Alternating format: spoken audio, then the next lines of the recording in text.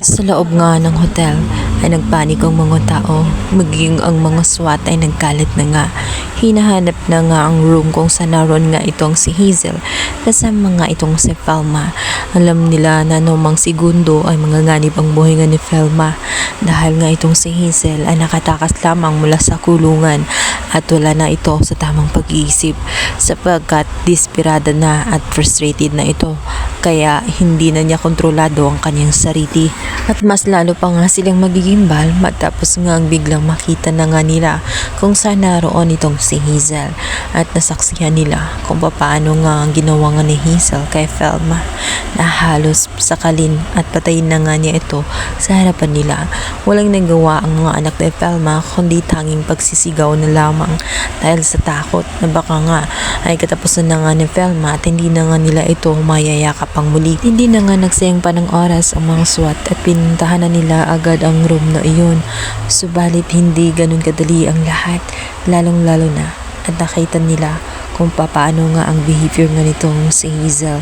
Kaya nangangailangan sila ng isang babae na makipag-negotiate dito kay Hazel dahil isang mali lamang nila maaring katapusan na ng buhay nga nitong si Felma. Sa corner ng room nga nitong si Hazel at nitong si Felma ay nilagyan nila ng monitor kung saan makikita na nila kung ano ang nangyayari sa loob.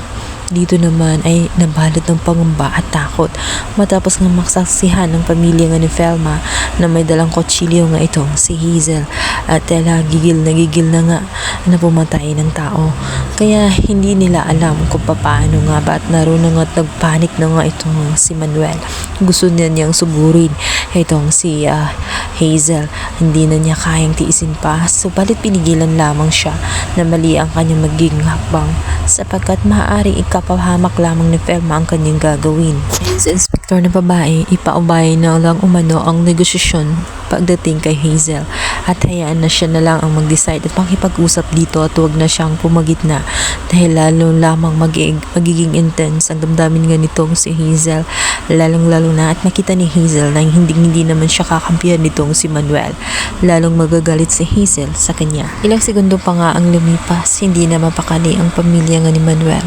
Lalong lalo na at naging intense na nga dahil sa ginawa nga ni Hazel at hawak-hawak nito na kutsilyo kung saan gusto na nga nitong sakin si Felma. Kaya naman napahiyaw ang mga anak nga nitong si Felma dahil nga nasaksihan nila ang lahat.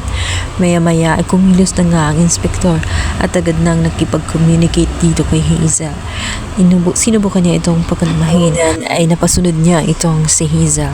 Nabigyan pa niya ito ng pagkain para kumalma lamang itong si Hazel at mawala ang galit na nararamdaman niya. Pinainom ng tubig subalit lalo siyang magti-trigger sapagkat isa sa kanyang mga tauhan ay biglang napapasigaw sapagkat nahuli nga doon. Nakiramdam nga ni Hazel ay hindi tumupad sa usapan ang mga kapulisan. Kaya naman nagkaroon na ng command ang mga pulis na kung sakasakaling wala na ng ibang option kundi tamaan na lamang itong si Hazel sa anumang bahagi ng katawan, kamay, paa o shoulder, huwag lamang sa masasalang bahagi ng katawan na siyang magiging dahilan ng tiyak na kamatayan niya.